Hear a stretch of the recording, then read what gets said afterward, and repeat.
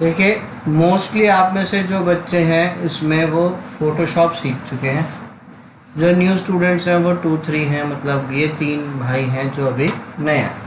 ठीक है, तो जो बच्चे फ़िलहाल पहले फ़ोटोशॉप सीख चुके हैं या कुछ बच्चे ऐसे हैं जो यहाँ पर इलस्ट्रेटर भी कर चुके हैं, तो आपको कोरल के अंदर कुछ ऑप्शंस थोड़े सिंपल सोबर लेकर लगेंगे, क्योंकि जो आप पहले सॉफ्टवेयर सीख चुके हो उसी के कुछ कुछ चीज़ें इसके अंदर copy paste same to same. Okay,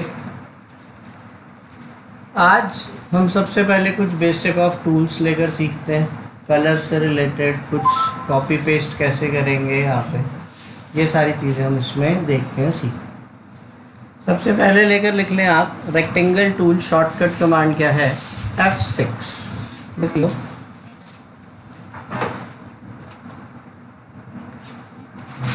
rectangle tool shortcut command F6। अब मैंने एक शेप लेके बना दी, ओनली F6। अब जैसे एक रेक्टेंगल की शेप लेके बनाई मैंने यहाँ पे, ठीक है। रेक्टेंगल की शेप को बनाने के बाद अगर आपको इसमें कुछ कलर वगैरह लेकर करना है तो लेफ़्ट क्लिक करा, ऑब्जेक्ट के अंदर कलर हो जाएगा। राइट क्लिक करोगे तो आउटलाइन हो गया। ठीक है, कोई भी चीज़ अगर आपको अपने पेज के बिल्कुल सेंटर में लेकर रखनी है, ठीक है अमन भाई, चाहे वो कोई नाम हो, चाहे वो शेप हो, चाहे वो कोई फ़ोटो हो, किसी भी चीज़ को पेज के बिल्कुल सेंटर में रखने के लिए शॉर्टकट की क्या है? P लिख लो। P प्रेस करने से कोई भी चीज़ पेज के बिल्कुल बीच में आ जाएगी, सेंटर में। देखो, मैंने यहाँ पे जब पिक टूल लिया, ठीक है, पिक टूल लेकर जब मैं बाहर क्लिक कर रहा हूँ तो हमारे पास यहाँ पे प्रॉपर्टी बार में पेज की प्रॉपर्टी आ रही है। जब मैं अपना ऑब्जेक्ट पे क्लिक कर रहा हूँ तो प्रॉपर्टी बार में इस ऑब्जेक्ट की सेटिंग्स आ रही है। सीधी सी चीज़ है, प्रॉपर्टी बार में हर एक चीज़ की सेटिंग्स लेकर आएंगी, बस आपने जिसको सेलेक्ट कर रखा होगा उसकी। अगर मैं यहाँ पर देखो कोई टेक्स्ट लेकर लिखता हूँ, जैसे मैंने यहाँ पर आकर लेकर लिखा कोरल ड्रॉ। ओके, अब मैंने टेक्स्ट को पिक कर रखा है तो प्रॉपर्टी बार में किसकी सेटिंग आ रही है? टेक्स्ट की, उसका फॉन्ट, बोल्ड, इटैलिक, साइज वगैरह ये सब कुछ। जब मैंने रेक्टेंगल को सिलेक्ट करा तो इस रेक्टेंगल की सेटिंग आ रही है, और जब मैं इन दोनों को डीसेलेक्ट करके बाहर क्लिक कर देता हूँ तो अब प्रॉपर्टी बार में किसकी सेटिंग आ रही है? फिलहाल पेज। ठीक है, आप कभी भी कुछ भी काम करोगे तो साइज के अकॉर्डिंग लगेगा। कोरल के अंदर आपको सारा ध्यान किस पे रखना है? साइज पे। ठीक है, साइज के साथ काम करोगे सही माना जाएगा, बिना साइज के काम करा, ठीक है, तो उसका कोई महत्व ही नहीं। आपने एक डिज़ाइन बना लिया बट डिज़ाइन साइज का नहीं बनाया तो उसका कोई फ़ायदा ही नहीं। ठीक है, जैसे आप शूज़ लेने जा रहे हो, आपने शूज़ देख के लिया है, उसे पहन कर नहीं देखा तो उसका कुछ फ़ायदा है? वो छोटा भी हो सकता है, बड़ा भी हो सकता है। ओके, तो साइज़ के अकॉर्डिंग चीज़ बनाना ज़्यादा इम्पोर्टेंट है। शुरू में तो अभी जैसे आप लोग सीख रहे हो तो 2, 4, 5, 6 दिन आप बिना साइज़ के काम कर लो, बट जब धीरे धीरे आप चीज़ें सीख जाओ तो फिर आप अपना साइज़ के अकॉर्डिंग बनाना चाहो। अब आपको अगर किसी ने कहा है कि मेरे लिए विजिटिंग कार्ड बना दो, तो आप विजिटिंग कार्ड के लिए विजिटिंग कार्ड के जितना ही पेज का साइज़ लो। आप विजिटिंग कार्ड को बनाने के लिए A3 या A4 की शीट नहीं ले लो, चेंज कर सकते हैं। हाँ, आपको जो भी पेज का साइज़ चाहिए आपको पेज का साइज़ यहाँ लेकर मिल जाएगा। A3, A4 विजिटिंग कार्ड का साइज़, शादी के कार्ड का साइज़, वेब बैनर चाहिए, ठीक है, हर एक चीज़ आपको यहाँ। ओके, अब देखो कोरल के अंदर लिखिए, अगर आपको किसी चीज़ की कॉपी करनी है तो कैसे करें?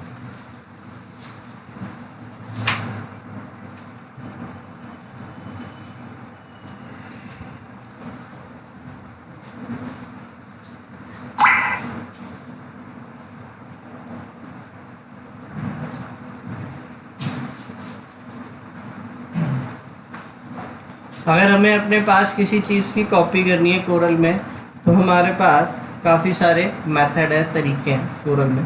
सबसे पहली चीज़ क्या है, आप अपने ऑब्जेक्ट को सेलेक्ट करो।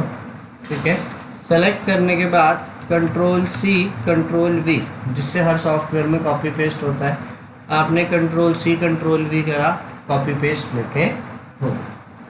ठीक है, डन। उसके बाद कंट्रोल डी लिख लो, कंट्रोल डी से भी क्या हो जाएगा, डुप्लीकेट। ओके,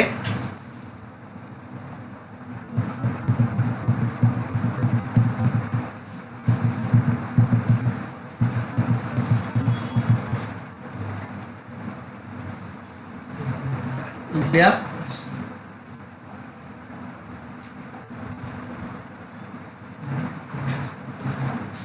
अब मैंने यहाँ पर आके कंट्रोल डी से भी कर दिया। तीसरा तरीका क्या है, आप अपने ऑब्जेक्ट को सेलेक्ट करो। ठीक है, प्लस का बटन प्रेस करो, हो गया। उसके बाद क्या है, आप अपने ऑब्जेक्ट को सेलेक्ट करो।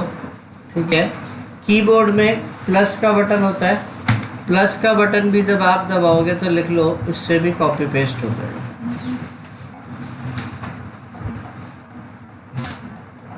प्लस का बटन दबाना।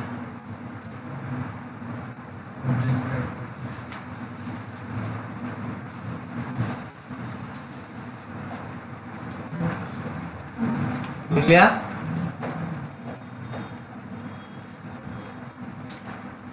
अब 3 तरीके हो गए। नेक्स्ट क्या है, आप अपने ऑब्जेक्ट को सेलेक्ट करो, एडिट में जाके क्लोन पे क्लिक करो। लिख लो, क्लोन से भी हमारे पास किसी चीज़ की कॉपी लेके हो जाएगी।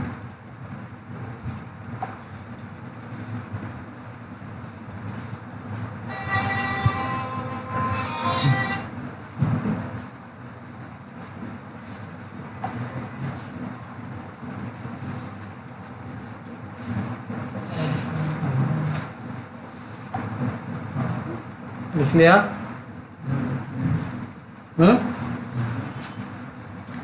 अब मैंने क्लोन पे क्लिक करा, हमारे पास यहाँ पे कॉपी लेकर हुए। बट अब एक चीज़ इसमें ध्यान रखना, क्लोन में लिख लो, आप जो अपने पास ओरिजिनल शेप में चेंज करोगे वो डुप्लीकेट वाले में भी चेंज होता है। इसी क्लोन में होगा ना, बाकी सिर्फ क्लोन।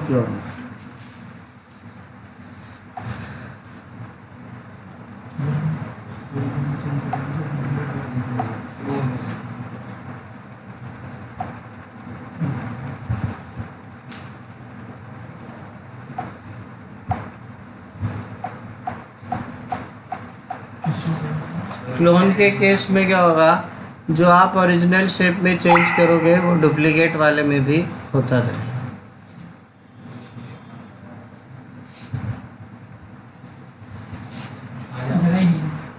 होगी वीडियो। अब आगे लेके चलते हैं। अभी देखो, जब तक आप ओरिजिनल में चेंज कर रहे थे तब तक ये क्लोन काम कर रहा है। अगर इन केस मैं डुप्लीकेट वाले में कहीं कुछ चेंज कर दूंगा तो अब क्लोन कमांड ख़त्म, अब नहीं करेगा। ठीक है, तो ध्यान रखिएगा, लिख लो, अगर आपने ओरिजिनल की बजाय डुप्लीकेट में कुछ चेंज कर दिया तो फिर क्लोन कमांड ख़त्म लेकर हो जाएगी।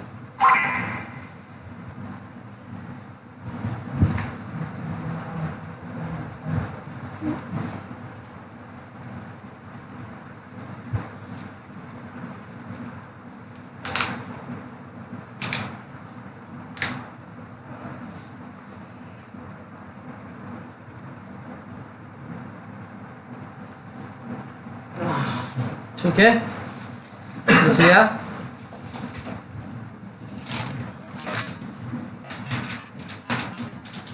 अब नेक्स्ट चीज़ क्या है, आप लिखें इलिप्स टूल, शॉर्टकट की F7।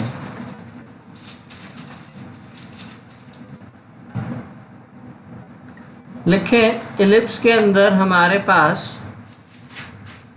3 ऑप्शंस होते हैं। वो 3 ऑप्शन कौन कौन से हैं, इलिप्स, पाई एंड आर्क। लिख लो, इलिप्स, पाई आर्क।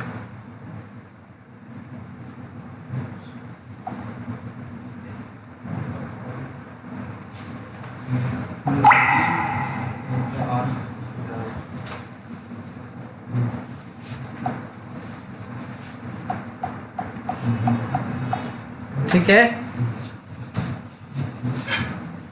मैंने देखो अभी एक इलिप्स की शेप लेके बनाई, उसमें कलर कर दिया।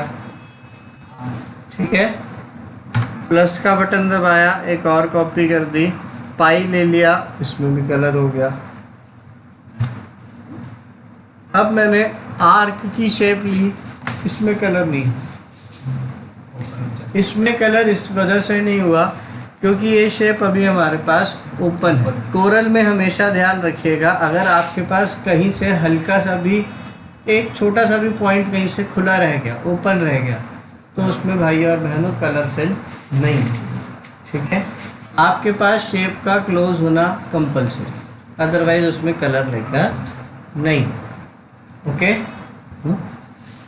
देन हम अपने पास इनके पॉइंट्स को थोड़ा बहुत यहाँ से कम ज़्यादा कर सकते हैं। क्लोज तो तेरे पास ये है ही ना फिर से। ठीक है, आ गया समझ में?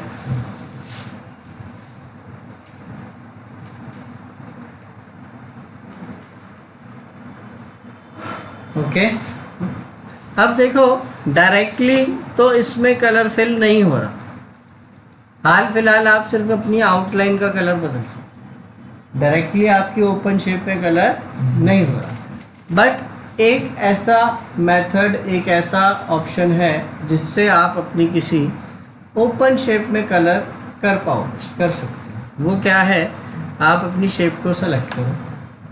ठीक है, टूल्स मेन्यू में जाके ऑप्शन लिख लो,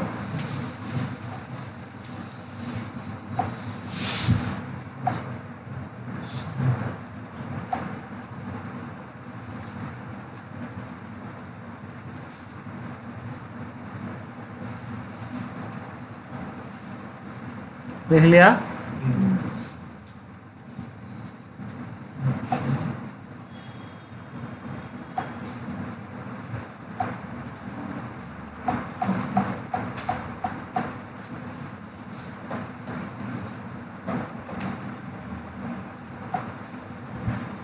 लिख लिया। टूल्स में जाके अभी हमने ऑप्शंस पे क्लिक करा, फिर हमने डॉक्यूमेंट में जाके जनरल पे क्लिक करा। ठीक है,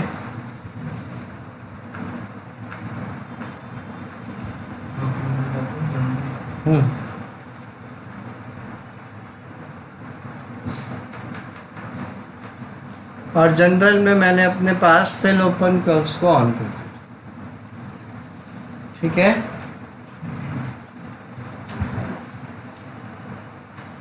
लिखा कृष्णा गुड। और अब आप इसको ओके कर दो। अब देखिए हमारे पास ये जितनी ओपन शेप लेकर थी, उस ओपन शेप में उतना ही कलर हो गया। ठीक है, आ गया समझ में? अगर मैं इस वाले ऑप्शन को बाय डिफ़ॉल्ट वैसे ये बंद ही रखूँ, ये कभी ऑन लेकर नहीं। ओके, अब जैसे अभी हम इलिप्स टूल के बारे में सीख रहे थे, वैसे ही हमारे पास रेक्टेंगल टूल भी है। अब मैंने एक जैसे इधर रेक्टेंगल की शेप लेके बना रखी है। आपको अपना ऑब्जेक्ट एक्स एक्सिस में कितना चाहिए, आपको अपना ऑब्जेक्ट वाई एक्सिस में कितना चाहिए, वो आप यहाँ से सेट कर सकते हैं। एक्स एक्सिस करोगे तो लेफ़्ट राइट जाएगा, वाई एक्सिस करोगे तो नीचे या ऊपर की तरफ जाएगा। ठीक है, यहाँ से ऑब्जेक्ट साइज मतलब जो भी आपने रेक्टेंगल लेके बनाया है, उस रेक्टेंगल की लंबाई आपको कितनी चाहिए, चौड़ाई आपको कितनी चाहिए, वो आप यहाँ से सेट कर। ठीक है, देन है स्केल फैक्टर। स्केल फैक्टर में क्या होगा, अगर हमें किसी चीज़ को छोटा या बड़ा करना है, हमेशा ध्यान रखिएगा आप किसी भी चीज़ को एक तरफ से पकड़कर नहीं खींचोगे, खासकर टेक्स्ट को। ठीक है, खासकर टेक्स्ट को आप पकड़ कर नहीं खींचेंगे। जैसे देखो मैंने यहाँ पर आके टेक्स्ट टूल ले लिया, मैंने यहाँ पर आकर लेकर लिखा हेलो, ओके। अब मैं इस टेक्स्ट को पकड़ के खींच रहा हूँ तो ये तो क्या हो गया, खराब हो गया ना।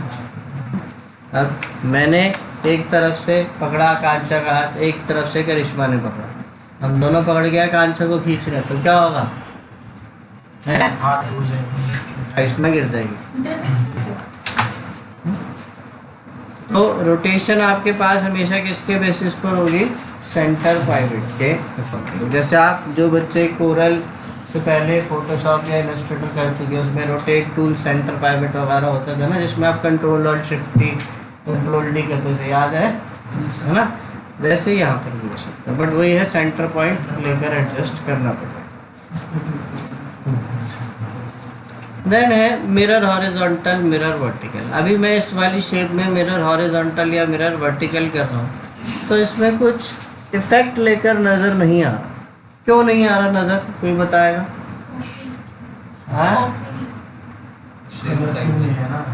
वेरी गुड लकी भाई, क्योंकि ये शेप हर तरफ से सेम है, कॉपी करने की कोई इसमें झंझट ही नहीं है। अभी इसमें मिरर के बारे में कुछ भी लेकर समझ में या पता नहीं चल रहा, क्योंकि अभी इसकी चारों साइड एक जैसी है, ठीक है। अगर मैं अपने पास कोई हाफ शेप बनाता हूँ तब उसके केस में पता चलेगा।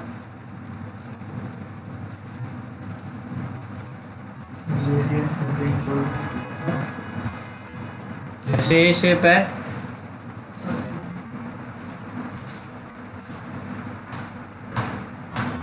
हो गया, इतना सबको क्लियर है। जैसे फोटोशॉप में आप कंट्रोल टी राइट क्लिक करके फ्लिप हॉरिजॉन्टल वर्टिकल कर देते, इसमें देन मुझे अपने शेप के कॉर्नर जगह कर्व करने, तो मैं वो यहाँ से कर सकता हूँ, ठीक है। हो गया। अभी एक बारी में सिर्फ एक कॉर्नर कर्व हुआ, ठीक है। अगर आप चाहते हो एक ही बारी में सारे कॉर्नर कर्व हो जाए तो बीच में ताला लगा दो। अब जो ताला लेकर लग गया, आप एक में जो वैल्यू बदलोगे वो सब में, ओके, ठीक है। फिर उसके बाद है आउटलाइन का साइज। आपको अपनी आउटलाइन जो है वो कितनी पतली कितनी मोटी लेके रखनी है, वो आप यहाँ से रख सकते, ठीक है। वैसे अगर आपको ओवरऑल आउटलाइन की सेटिंग्स लेकर चाहिए तो लिख लो, वो किससे आती है, F12 से।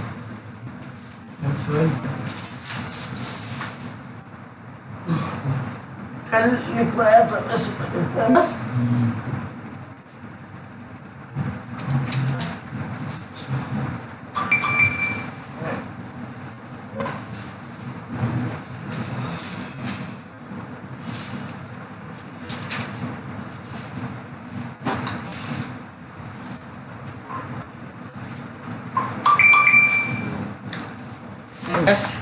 अब देखो हमने यहाँ पे रेक्टेंगल के कॉर्नर्स को तो चेंज कर दिया, कर्व वगैरह में जो करना था कर दिया, आउटलाइन का साइज भी होगा। सर्कल पहले से ही राउंड होता है।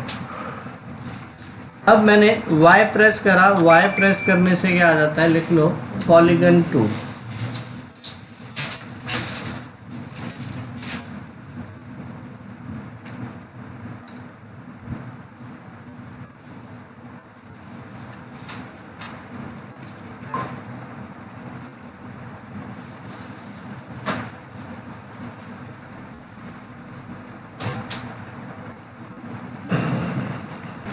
अब देखो हमने Y प्रेस करा, एक पॉलीगन की शेप लेके बना ली।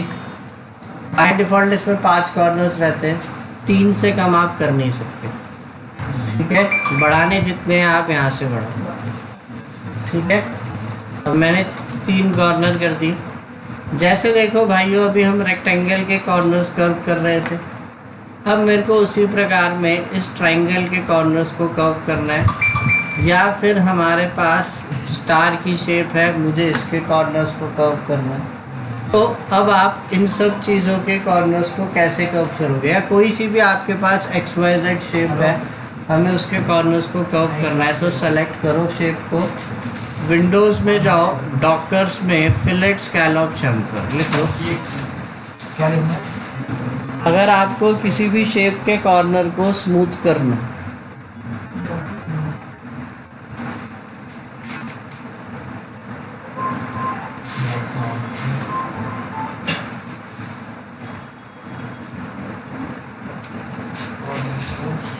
लिखा दीपक भाई, तो दीपक क्या नाम है, ऋतिक क्या नाम है तेरा? मेरा दीपक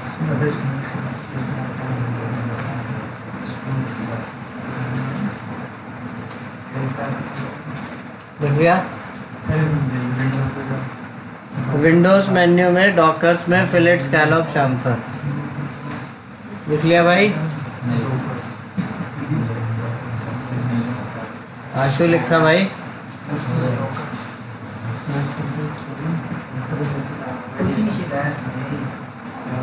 चाहे आपने खुद से बनाई हो, चाहे यहाँ पे कोई इशू हो, ठीक है। सर्कल को छोड़ के सब पर हो जाएगा, क्योंकि सर्कल तो पहले से ही राउंड होता है। अब मैंने फिलेट स्कैलॉप चैम्फर पे क्लिक कर दिया, ठीक है। यहाँ पे रेडियस आपको जैसे और जितना लेकर रखना है आप उतना लेकर रख लो, अप्लाई कर दो उसके कॉर्नर्स को, ठीक है, ओके।